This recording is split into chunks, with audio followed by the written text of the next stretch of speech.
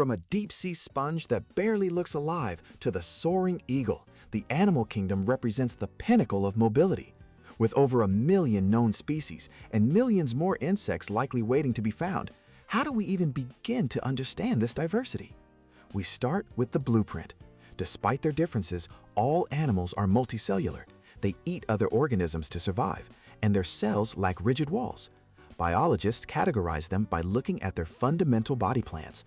First, symmetry. Is an animal organized like a wheel, like a jellyfish? That's radiosymmetry. Or does it have a left and a right half, a mirror image? That's bilateral symmetry. This seemingly simple split was a monumental step. Bilateral symmetry led to cephalization, the concentration of sense organs at a front end. It was the invention of the head, allowing animals to sense the world they were moving into. This blueprint divides life into two vast empires. 95% of animals are invertebrates, the spineless majority.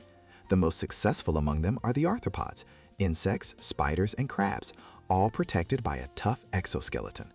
The other 5% are the vertebrates. Their story is one of conquest, from water to land. Fish came first, amphibians followed, but remained tied to water to lay their eggs.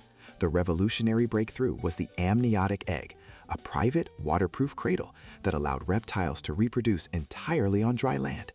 This innovation paved the way for birds, the modern-day dinosaurs, and mammals.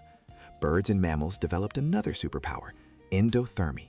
By generating their own heat, they became warm-blooded, able to thrive in cold climates and stay active at night.